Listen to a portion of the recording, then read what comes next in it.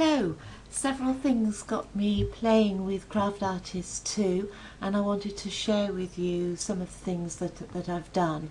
I was inspired first of all by some of the kits I bought recently from Digi Trail, and also a card in particular that I saw on the forum, and I just thought I'd like to do something with the kits and produce cards as an end result, of course.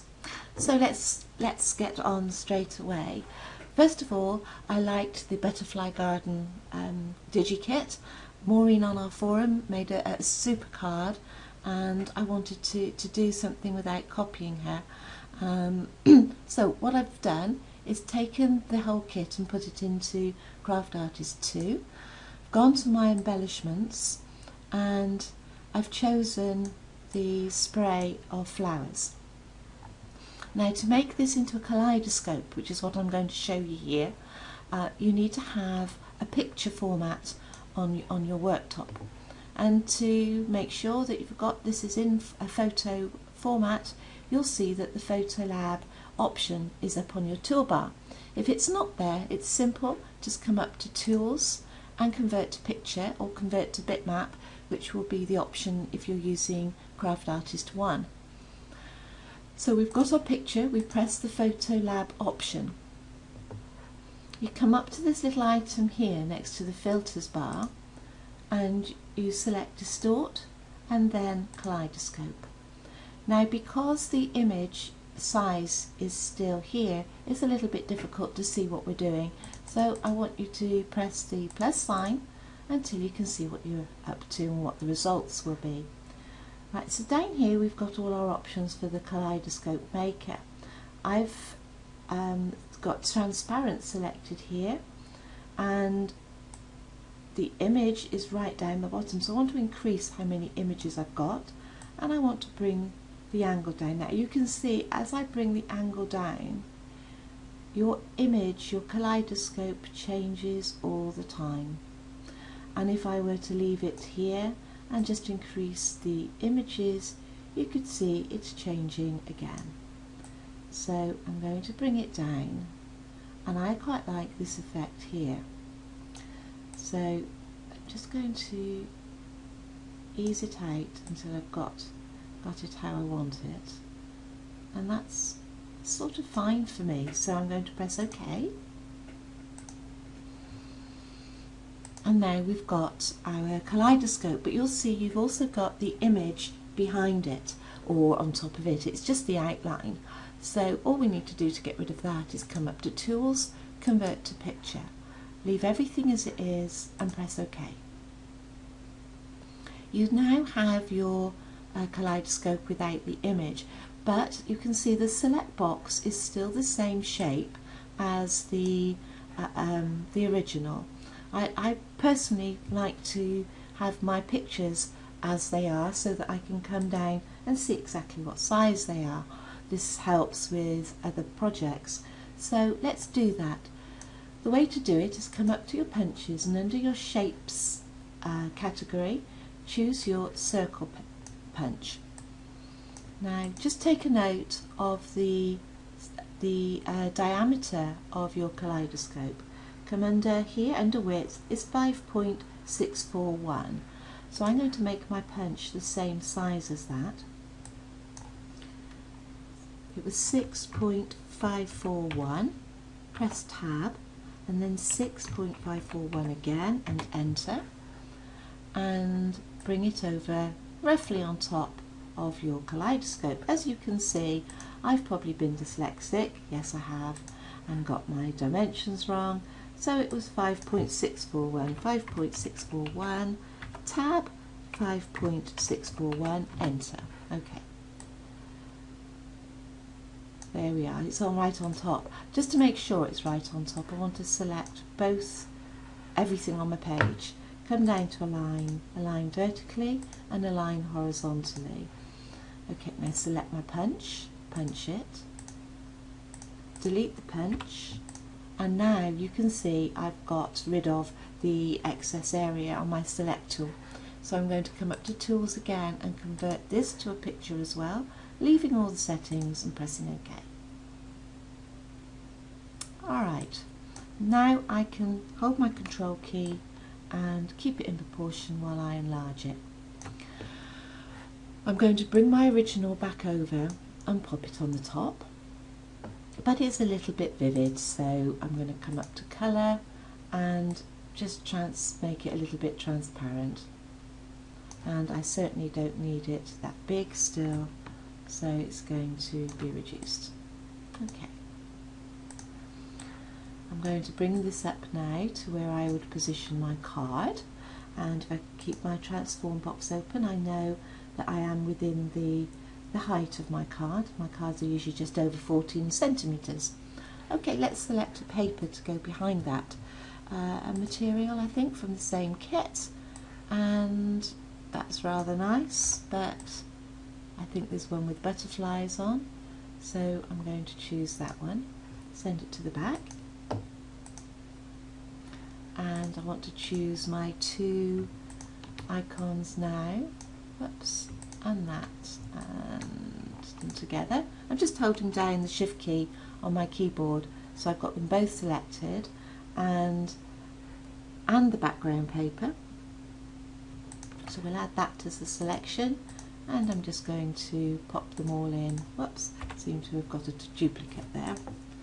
Now you can see I don't want that central, but I did want the kaleidoscope to be central.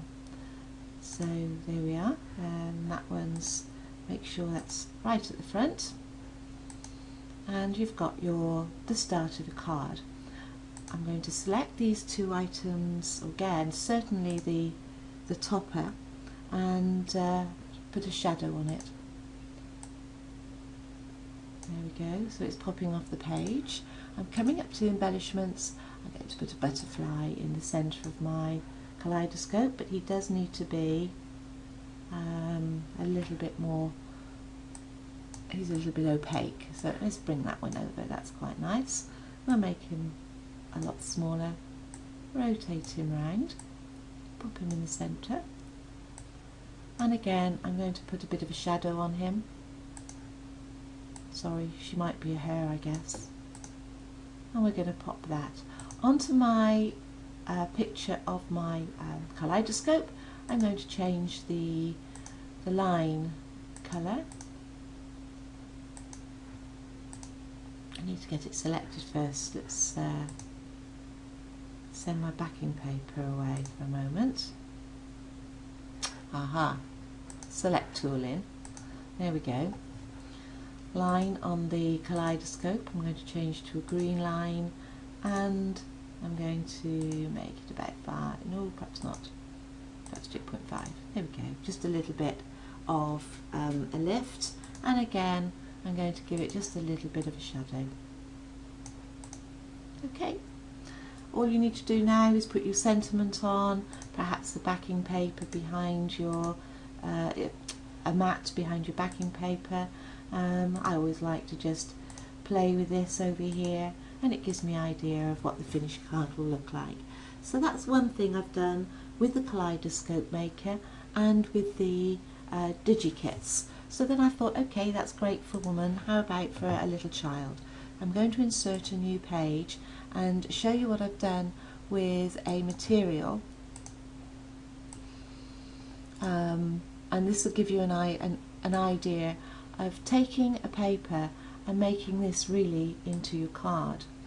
So I'm not going to bother with positioning it at the moment. Here's my backing paper. I'm going to punch a hole out of it, so I'm coming up to punch a nice circular hole.